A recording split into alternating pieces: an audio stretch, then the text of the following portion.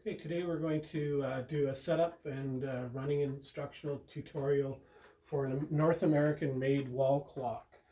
So this is an antique North American wall clock with a what we call a gong strike on it on the half hours.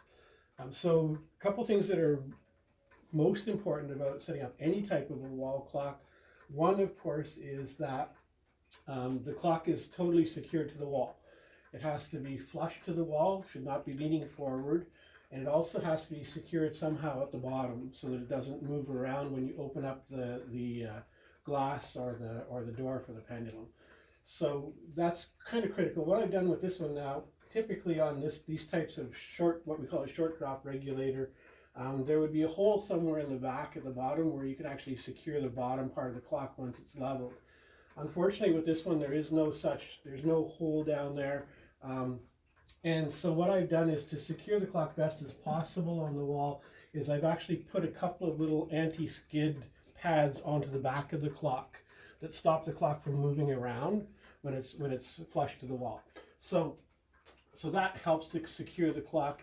If it doesn't, if the clock still moves around, though, you're going to need to secure it somehow or other, either on either side at the bottom with a small screw or something, just to make sure that it doesn't slide on the wall on you. So once you've got the clock home, of course, the pendulum is going to be off of it. So the first thing you'll have to do is hang the clock on the wall, make sure that it's relatively level, and if there is some place that you can level it, of course, then do that. In this particular clock, we've leveled it up this side, and we've also done what's called leveling it by ear.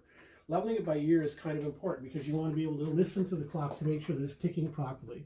So hanging the pendulum on is just very carefully hooking it up on the little hook that's on that holds the pendulum on the bottom of the suspension rod. Make sure that it's hooked up, and then give the clock a gentle start to make sure it starts ticking.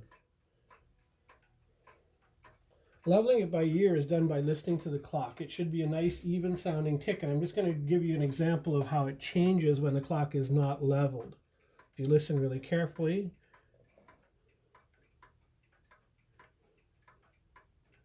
you can hear how it changes. And it'll even stop in some positions.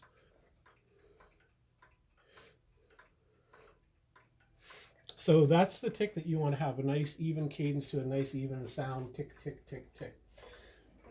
So that's step one, to make sure the clock runs properly, make sure that it's set up level and ticking nice and evenly. Step two is, of course, winding the clock once a week. In this particular case, clocks are different. The majority of North American made clocks are weekly wind. They're what's called 8-day clocks, which means that you would wind it up once a week. So winding any clock is done till the clock is fully wound. There's no such thing as overwinding a clock. There's no such thing as winding it too tight.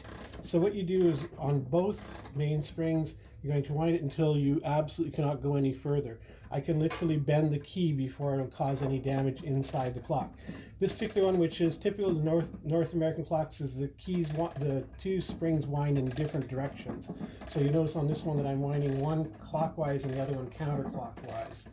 And again, when you wind it, wind both sides until it actually comes to a stop. You can see there's no further, I can't go any further on it.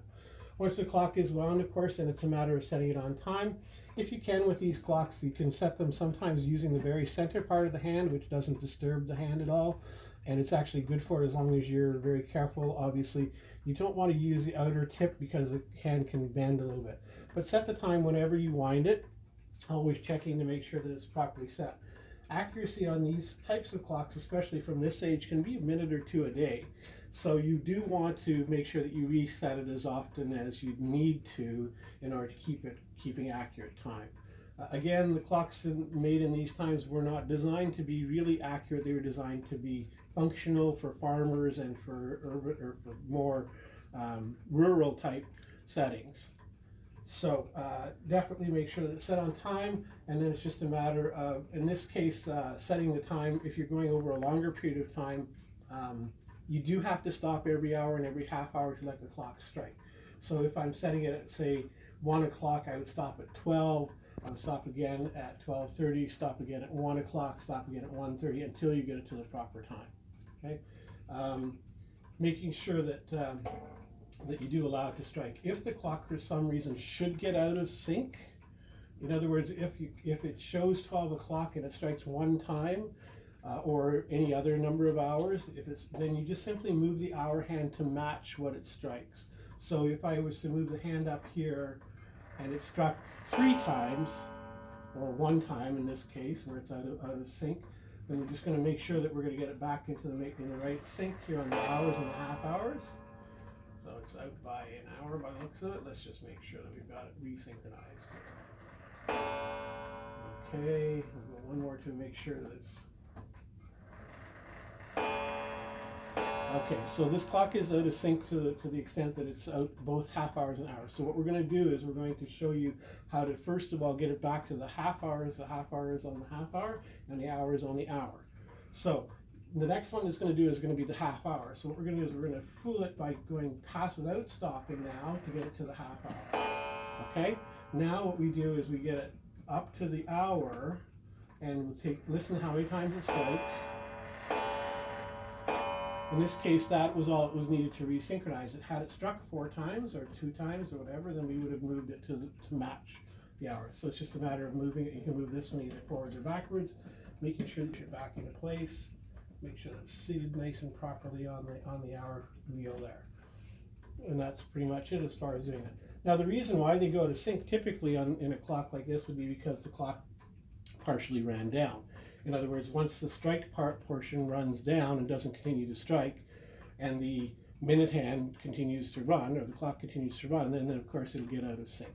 And that's probably what's happened to this clock. It ran for more than a week and it got out of sync.